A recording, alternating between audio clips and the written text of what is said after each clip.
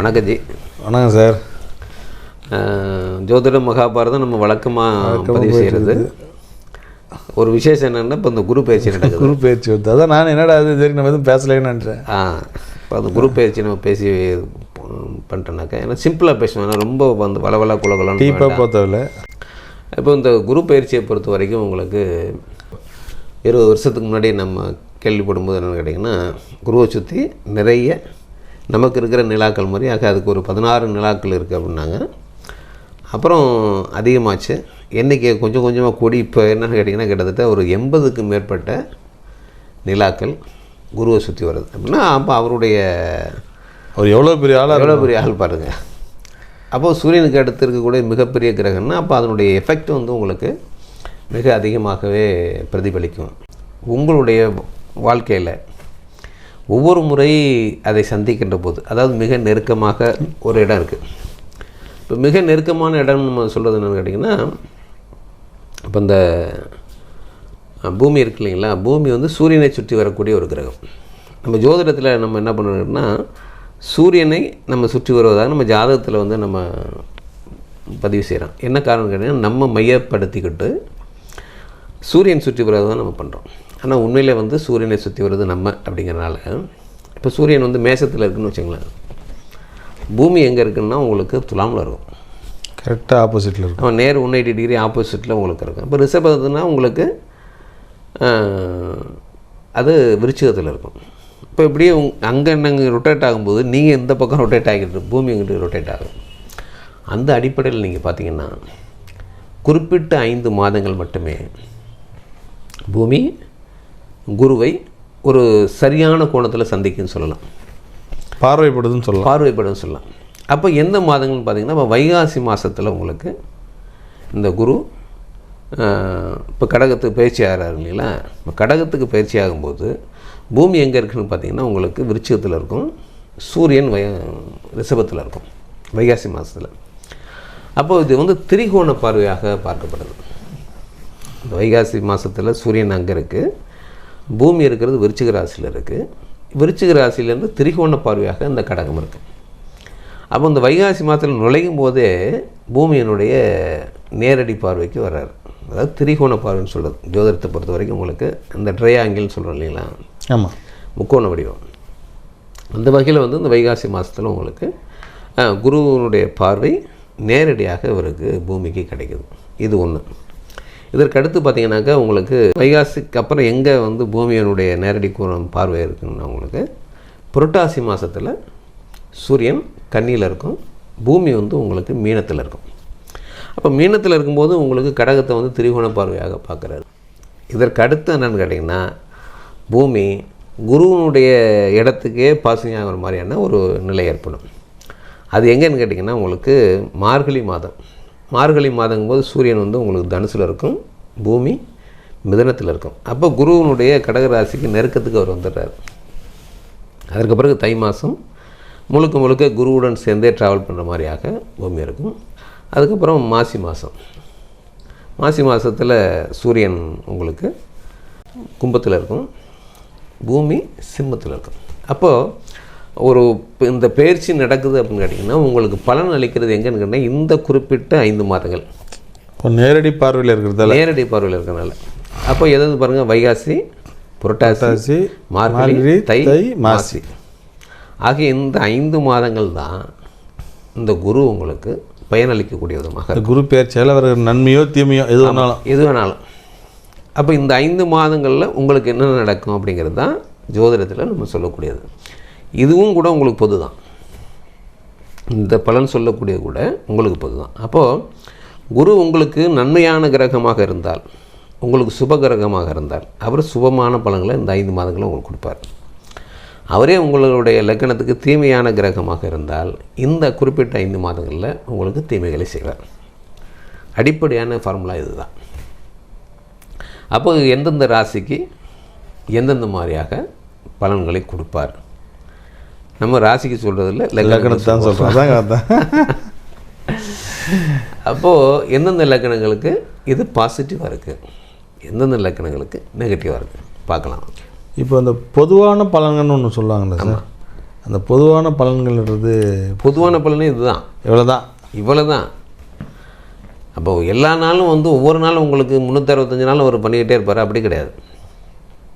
அது என்ன ஒன்று, ஒவ்வொரு நாளும் என்னன்னா ஒரு குறிப்பிட்ட இதே கோணங்கள் இருக்கு இல்லைங்களா, இதே கோணங்கள்லாம் எவ்ரிடே 2 hours சந்திப்பீங்க.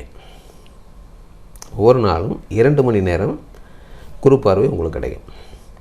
அப்போ அந்த 2 மணி நேரம் எதுங்கிறது உங்களுடைய லக்ன பாசிங்கை வச்சு இருக்குது. அவங்க ஜாதகத்தை பார்த்து உனக்கு தெளிவாக தெரிஞ்சுக்கலாம். ஆமாம், அது வந்து ஒவ்வொருத்தருடைய ஜாதகத்தில் டீப்பாக போனால் தான் தெரிஞ்சுக்க முடியும், இதில் தெரிஞ்சுக்க முடியாது. அதனால் நீங்கள் இன்னும் ரொம்ப துல்லியமாக தெரிஞ்சுக்கணும் அப்படின்னாக்கா உங்களுடைய ஜாதகத்தை எடுத்துகிட்டு உங்களுக்கு பக்கத்தில் இருக்கிற ஜோதிடர் அன்றைக்கி நீங்கள் உங்கள் ஜாதகத்தை இந்த வருடம் எனக்கு எப்படி இருக்குங்கிறது நீங்கள் தெரிஞ்சுக்கங்க. இது வந்து சொல்லக்கூடியது எல்லாமே பொதுவான யாருக்கு வந்து நன்மை அளிக்கும் யாருக்கு தீமை அளிக்கும் அப்படிங்கிற லக்னத்தின் அடிப்படையில் சொல்லக்கூடியதுனால அது கொஞ்சம் கவனம் எடுத்துங்க. காரணம் துலாம் லக்னம் சுக்கிரனுடைய ஆட்சி வீடாக இருக்குது. அதே தான் ரிஷபத்துக்கு என்ன சொல்கிறப்போ அதே மாதிரி ஒரு அசுரகுரு, அவர் தேவகுரு. அது மட்டும் இல்லாமல் துலாம் லக்னத்துக்கு 3க்கும் 6க்குமான அதிபதி குரு. அவர் மறைஞ்சிருந்த வரைக்கும் நல்லது. இப்போ கேந்திர சாணமான 10ஆம் இடத்துக்கு வர்றாரு, மிதுனத்துலேருந்து கடகத்துக்கு வந்துடுறாரு. 10ஆம் இடம் பட்டமே இழப்பாங்க அப்படிம்பாங்க. வேலை மாற்றங்கள், வேலை இழப்பு அப்படிங்கிற விஷயத்தெல்லாம் தீர்மானிக்கக்கூடியவராக இருக்கார். ஏன்னா ஒரு மறைமுக எதிரி, நேரடியான எதிரி தொழில் சாணத்தை வந்து உட்கார்றாரு. அப்படிங்கும்போது வந்து கொஞ்சம் இவங்களுக்கு சிரமத்தை கொடுக்கக்கூடிய விதமாகவே இந்த இடம் அமையுது, இந்த பயிற்சி. ஏன்னா அடுத்த வருஷம்தான் 11ஆம் இடத்துக்கு வராரு. எதிரிகளால் லாபம் அடையக்கூடியவராக அடுத்த வருஷத்தில் தான் இருக்கார். அப்போ இந்த வருஷத்தை பொறுத்த வரைக்கும் அவருடைய குருவுடைய பார்வை எங்கே இருக்குதுன்னு கேட்டிங்கன்னா 4ஆம் இடத்தை பார்க்குறாரு. அதாவது வீடு, நில, வாகனம் இந்த இடத்த பார்க்குறாரு. அதற்கு பிறகு பார்த்திங்கன்னா நோய் சாணமான 6ஆம் இடத்தையே பார்க்குறாரு. ஒரு விதத்தில் இவங்களுக்கு ப்ளஸ்ஸு, ஒரு விதத்தில் மைனஸு. இப்போ எப்படின்னு கேட்டால் இப்போ 6ஆம் இடத்துல சனியும் இருக்கார், இவருடைய யோகாதிபதி தான். ஏதாவது ஒரு விதமான நோயை இவங்களுக்கு கொடுத்துருப்பார். அதுலேருந்து நிவர்த்தி ஆகக்கூடிய விதமாக, ஒரு சுமூகமாக சந்தோஷத்தை தரக்கூடிய விதமாக இவங்களுக்கு அமைஞ்சிருக்கு பொதுவாக. அப்போது இந்த லக்னம் ஏற்கனவே ரொம்ப ஆராய்ச்சிக்குரிய லக்னமாக துலாம் இருக்கும். ஏன்னா சயின்டிஸ்ட் லக்னம்னு சொல்கிறது. ஒரு விஷயத்தை எடுத்துக்கிட்டாங்கன்னா அலசி ஆராய்ஞ்சு ஒரு முடிவு எடுக்கக்கூடியவங்க. அப்படியேப்பட்டவங்களுக்கு இப்போ கௌரவம் சம்பந்தமாக முடிவுகள் எடுக்க வேண்டிய கட்டாயம் 10ஆம் இடத்துல இருக்கிறனால தொழில் ரீதியாகவோ இல்லை வேலை ரீதியாகவோ ஒரு கௌரவ குறைச்சல் ஏற்படுத்தும் விதமாக இந்த சுச்சுவேஷன் அமையும். இது வந்து உங்களுக்கு எப்போ இதனுடைய எஃபெக்ட் அதிகமாக இருக்குதுன்னு கேட்டிங்கன்னா, நம்ம அந்த வழக்கமாக சொல்லி வராங்களா குறிப்பிட்ட 5 மாதங்கள். அப்போது இந்த வைகாசி மாதம், இந்த மாதம் இவங்களுக்கு கொஞ்சம் நெருக்கடியை கொடுக்கக்கூடிய விதமாக அமையும். இதற்கு அடுத்து நம்ம சொல்லணும்னா புரட்டாசி மாதம், அதற்கு பிறகு மார்கழி, தை, மாசி ஆகிய இந்த 5 மாதங்கள் தான் இந்த எஃபெக்ட் கொஞ்சம் அதிகமாக தென்படும். இப்போவே ஆரம்பிச்சிருச்சு வச்சுங்க, வைகாசி மாதமே இவங்களுக்கு ஆரம்பிச்சிருக்குன்னே சொல்லலாம். ஸோ அந்த மாதிரி ஏன்னா குருவனுடைய பார்வை விருச்சிகத்துக்கு இருக்குது. இப்போது இன்னொரு முக்கியமான விஷயம் நம்ம சொல்லணும். என்னென்னு கேட்டிங்கன்னா, எந்த மாதத்தில் பிறந்தவங்களுக்கு ராசியாகவும் பார்க்கலாம் அப்படின்னா, சித்திரை மாதத்தில் பிறந்தவங்க எல்லாருமே துலாம் ராசியாகவும் நீங்கள் பார்க்கலாம். உங்களுக்கு இந்த துலாம் ராசியில் தான் உங்களுக்கு அமையும். சயின்டிஃபிக்காக நம்மளுடைய மெத்தட்படி அவங்களுக்கு இது இந்த பயிற்சி இந்த பலனும் பொருந்தும். இப்போ ஆரம்பமே கொஞ்சம் கஷ்டமாக தான் இருக்குன்றீங்க. ஆமாம், சிம்மம் தான் பார்த்தேன். சிம்மத்தோட கொஞ்சம் இன்னும் மோசமாக தான் இருக்குது, கொஞ்சம் கஷ்டமாக தான் இருக்குது ஒரு வருஷம். இவங்களுடைய கல்வி நிலை எப்படி சார் இருக்கும்? தேக்க நிலை தான் கல்வி. ஏன்னா 2ஆம் இடத்தை வந்து பார்க்குறாரு, விருச்சிகத்தை பார்க்குறனாலன்னா கல்வி நிலை, வருமானத்துக்கெல்லாம் பஞ்சம் இல்லை. கல்வியெல்லாம் ஓரளவுக்கு படிச்சிருவாங்க. அரியர்ஸ் வைக்கிறதுக்கான வாய்ப்புகள் உண்டு. கொஞ்சம் முயற்சி பண்ணி படிச்சிடுங்க. அதாவது ஒரு டிகிரியில் இருக்கிறவங்க ஃபினிஷிங் ஸ்டேஜில் இருந்தீங்கன்னா கொஞ்சம் முக்கியத்துவம் கொடுத்து சிரமப்பட்டு படித்து முடிச்சிடுங்க. ஏன்னா இப்போ 2ஆம் இடத்து செவ்வாய் எங்கே இருக்கிறாங்கிற பொறுத்து தான் இதனுடைய எஃபெக்ட் தெரியும். அதனால் உங்களுக்கு பண வரவோ இதிலெல்லாம் ஒன்றும் பிரச்சனை இல்லை. அதனால் தொழிலையோ வேலையிலே தான் உங்களுக்கு பிரச்சனைகளை கொடுக்குற விதமாக உங்களுக்குரிய மதிப்பு கொடுக்காமல் இருக்கலாம். கிடைக்கக்கூடிய பதவி உயர்வு தடை ஏற்படலாம். இதெல்லாம் இருக்குது. ஆனால் கல்வியில் ஒன்றும் தடை இல்லை. கல்வி படிச்சிருவாங்க. தொழில் எப்படி இருக்கும்? அபிவிருத்தி ஆகுமா? வேலை இப்படிலாம் புதுசாக வேலை தேடுறவங்களுக்கு எப்படி இருக்கும்? வேலை தேடுறவங்களுக்கு இடமாற்றம் தான். வேலை மாற்றம். இப்போ என்ன சொன்னால் கொஞ்சம் பொறுமையாக இருங்கன்னு சொல்கிறேன் நான். அவசரப்படாதீங்க. இப்போ உங்களுக்கு உயர்வு கிடைக்கல அப்படிங்கிறதுக்காக உடனே ரிசைன் பண்ணிட்டு வேறு வேலை தேடலான்னு நினைக்காதீங்க. அது இந்த ஒரு வருஷத்தை உங்களுக்கு ரொம்ப சிக்கலாக்கிடும். கொஞ்சம் பொறுமையாக அமைதியாக போயிடுங்க. அடுத்த வருஷம் வந்து ஒன்றுக்கு டபுள் மடங்காக உங்களுக்கு வர்றதுக்கான வாய்ப்பு இருக்குது. இந்த வருஷம் கொஞ்சம் அமைதியாக இருக்கிறது நல்லது. அமைதியாக இருக்கிறது நல்லது. ரொம்ப பொறுமையாக இருக்கணும். வேலை செய்கிற இடத்துல உங்கள் மேலே பிரச்சனைகளை கொண்டு வரதுக்கான வாய்ப்பாக இருக்கும். உங்களுடைய எதிரிகள் பலமாகிற காலம். ஆமாம். ஏன்னா உச்சம். உங்களுடைய மறைமுகமான எதிரி, நேரடியான எதிரி எல்லாம் மதிக்கத்தக்க நபராக இருப்பார். ஏன்னா இந்த துலாம் லக்னத்துக்கு எதிரிகள்லாம் எப்படி கேட்டிங்கன்னா மதிக்கக்கூடிய நபர்களாக இருப்பாங்க.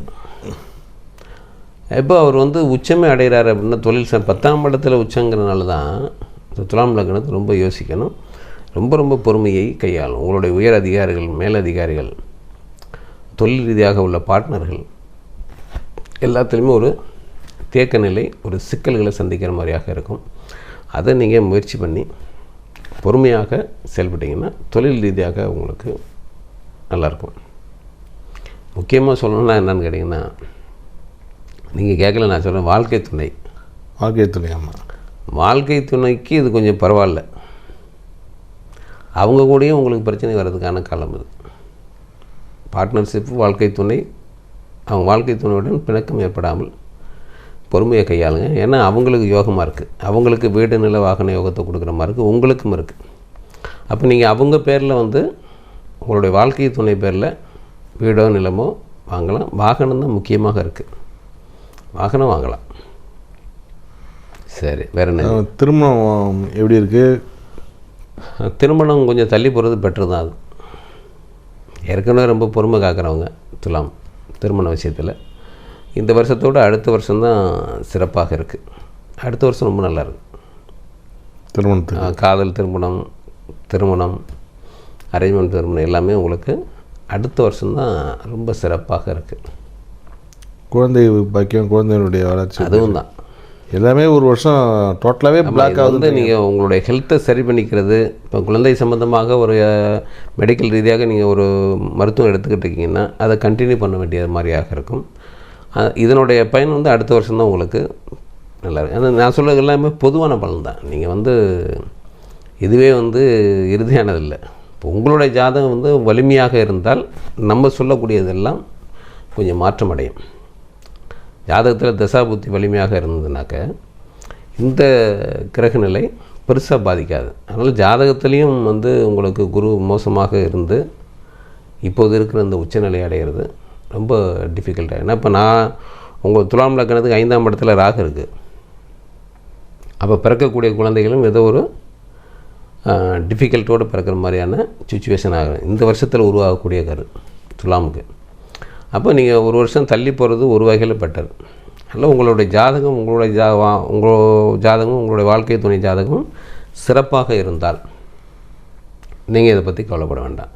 ஆனால் இப்போ இங்கே இருக்கிற கிரகநிலையுடைய சுச்சுவேஷன் வந்து 5ஆம் இடத்துக்கு 6ஆம் இடத்துல இருக்கார் துலாமுக்கு. 5ல் ராகு இருக்குது, 11ல் கேது இருக்குது, 10ல் குரு அப்படிங்கிறது இதெல்லாம் ரொம்ப மேஜரான கிரகங்களாக சொல்லப்படுது. அதாவது ரொம்ப ஒரு